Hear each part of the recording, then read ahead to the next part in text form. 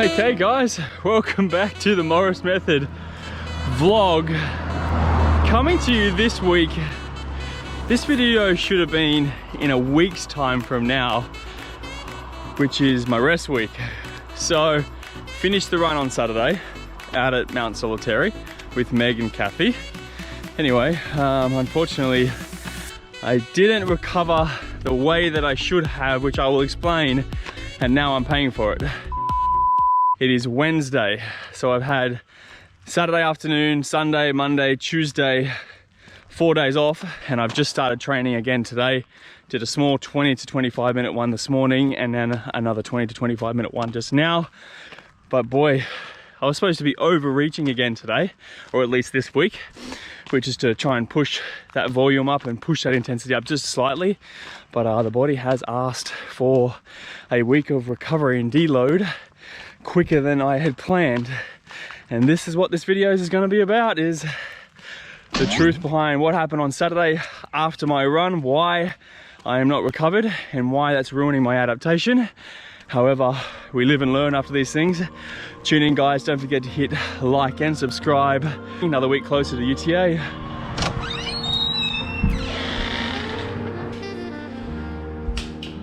All right, good morning. It's Thursday here. Time to get into some one-on-one training.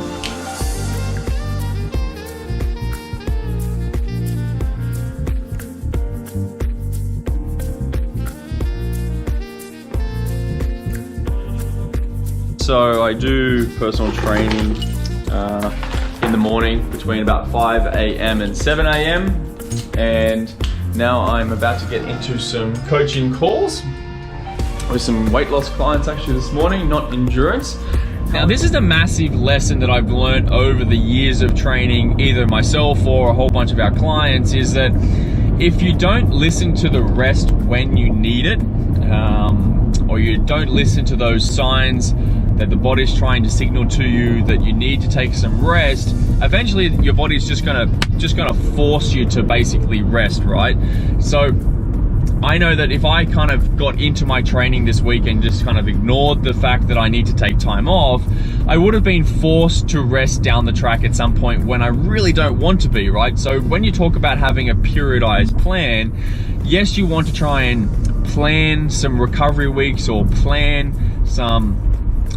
the times of when you're working and when you're not, but at the same time as having a plan and a draft is super important, you've got to be able to be very flexible with that plan. And that's an example of what I'm doing this week, is that if I didn't stop this week and I just got back up and I just started training and really just hooked straight back into it, there would be a point that I would have to rest regardless of whether I wanted to or not. So listening to this micro moment where the body's like, you know what, mate, just give me a few days off. Like if you think about it, over the period of time, the few months that I've got to train for the UTA, a couple of days off is really absolutely nothing. And the hard thing to do is actually to take it and to listen to it and to understand and go, okay, this is what's happening. Why is it happening first of all? But then also getting yourself slowly back out of that rest. What I failed to understand for a long time is that, maybe I'll put up a triangle next to me while you guys are watching this, is that I want you to think about a triangle, for example. And at the top of the triangle, let's say, is like your max effort. If your body's not rested, or let's say you've been doing too much training, too hard, or just slightly too hard too frequently, you've got these two different variables, and one's a PE and one's an AE. PE just stands for perceived effort, and AE stands for actual effort. So let's go back to that triangle. Let's imagine at the top of the triangle is like high intensity, it's, you know, hard efforts, blah, blah, blah. When you do something, even volume training, when you do something too frequently or too often, your PE and your AE aren't actually matched, meaning that you could think that you're working out really hard, your perceived effort is quite higher and above on the top of the triangle, but your AE, your actual effort, could be somewhere in the middle of the triangle, if not even lower. When your body's tired, when your body's fatigued, when you're inflamed, when you should actually be more focusing on around a recovery, but you're out there training and trying to flog yourself continuously and excessively, your PE will stay high.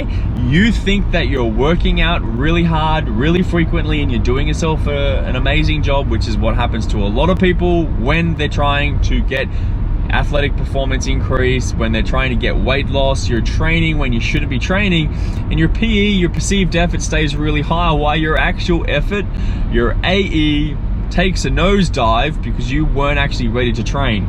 That's something that took me, to be honest, many years to actually grasp. Now that I've grasped it, every time I need rest, I will just stop and I will just take it, and I will get back to my plan and back to my training plan.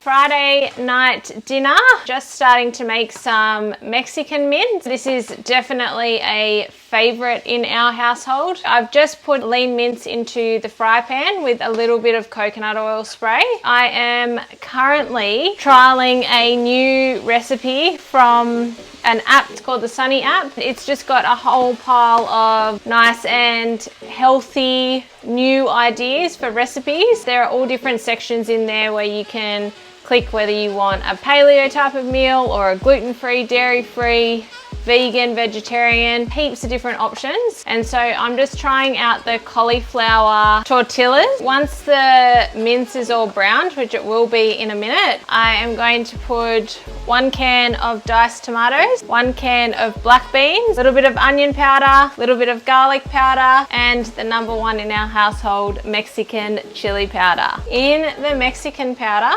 paprika, chili, cumin, oregano, pepper, and garlic, nothing else. It is the bomb. All right, seems one tortilla may have worked. Fingers crossed. I would honestly say that we go through one of these like once a week. Way better than buying those El Paso taco seasoning pouches.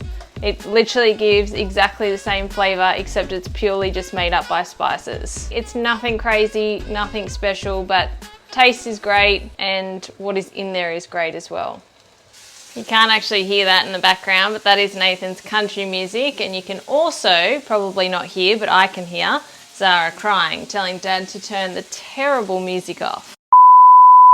You know, no secrets. I put everything out on the table, everything that we used. I didn't put any secret ingredients or anything in there. And I just think that everyone needs to, have a go. Go and cook something new. We get a lot of requests for what recipes do you guys use? What foods do you eat often? We show you a lot. Well, I like to try and show a little bit on my Instagram, and Nathan shows it in his vlogs. But really at the end of the day, if you want to eat good food and you're on a weight loss journey, or you want to increase your endurance or increase your performance, it is not hard to eat good food, okay? There is absolutely no excuse out there.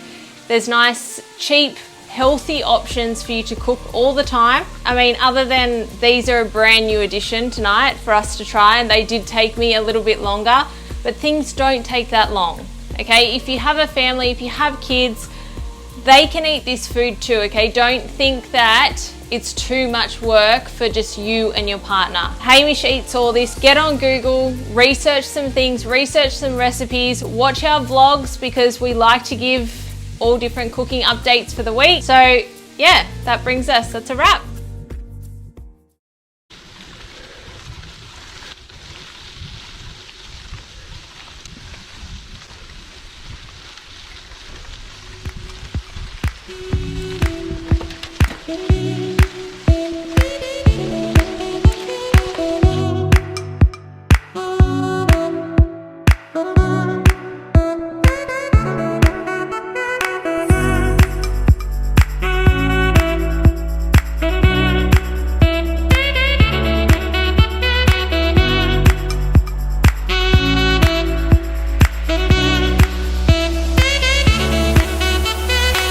Okay, good morning, Saturday morning adventure.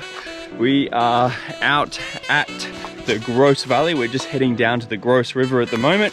We're on Bilpin side, so if you're in Sydney and you know where we are, that's where we are. So we've just done about 90 minutes to 2 hours of mountain bike riding to make our way here, and now we're just going to do about same sort of distance or same sort of time frame, 90 minutes to 2 hours of hiking straight down as far as we can get with the time that we have, and then we'll pop on back and get back on the bikes and make our way back. Now the trek that we did on the way here on the mountain bikes is a little bit longer than what we're going to do on the way back. We're just going to cut out one of the hills. So there was 4 good climbs that we've done today on the mountain bikes. We've done 2 and there'll be another 2 to get our way back.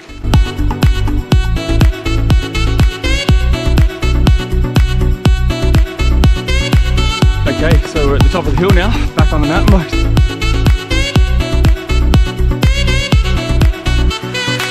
All right, that's our morning bike ride. Done, Saturday.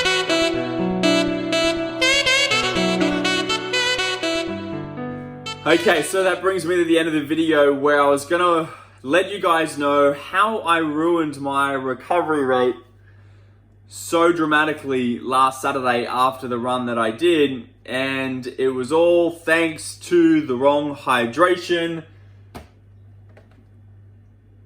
which was this.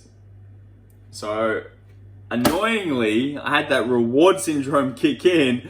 I've been noticing the changes within my training and within my adaptation so vividly at the moment. I'm already in a high stress state considering the training that I'm doing, or at least again, it was leading into that overreaching week, and had a 6-pack of beer. Felt fine on the afternoon / night. We had a few people over. It was fine, it was relaxing. Then the next day, I just felt super dehydrated. Didn't feel hungover at all. But again, when you have these sorts of goals, like an ultra marathon, you just can't be doing this sort of stuff. And even though it's only a few beers here and there, but when you're talking about trying to overreach and really make sure that you're hitting your targets in regards to your training, this sort of stuff should just not be happening. And I already knew that. I already tell people this, and unfortunately I went and did it myself. Got excited with the afternoon with some people that we had coming over. I end up having a whole bunch of inflammation throughout the body, but then specifically in my ankle. So obviously I was already tired after Saturday, didn't hydrate enough, and then had the 6 beers in the afternoon. It took me to like Wednesday, as you already know, to start training again. And whether that's a mental thing or a physical thing, it just, because I knew I did the wrong thing, it just didn't make me feel good. And I was super duper frustrated at myself. And because I have such strict goals for myself, like I get really, really upset and I get really, really angry at myself, to be honest. Rather than me trying to follow through on what my training should have been, I knew that that would stress me out. I knew that I needed to listen to the body and try and pull back. So I did. So I had the recovery week a full week early. So I'm feeling good now. I'm feeling back to normal. Depending on what alcohol you choose, this is by all means not a good choice of alcohol. When you have these sorts of goals, you just can't be doing this sort of stuff because it just throws out your recovery rate. The nutrition that you have when you are drinking as well is not going to be digested the same, and you're just not going to get the same thing out of what you've just done. It's just, you're dreaming if you think that alcohol combined with these sort of performance goals is either a good thing or a thing that's sustainable. It's really, really not. The training is a stress at the end of the day. That's a stress, and they just kind of keep building on top of each other. It doesn't work. Damn. So that's my little thing that's frustrated me. That, like I said, took the rest week, and I'm back to training completely normally next week, starting tomorrow. It's Monday tomorrow. I'm ready to go. You guys will see the next vlog, I'm sure. See you next time. All right, bye.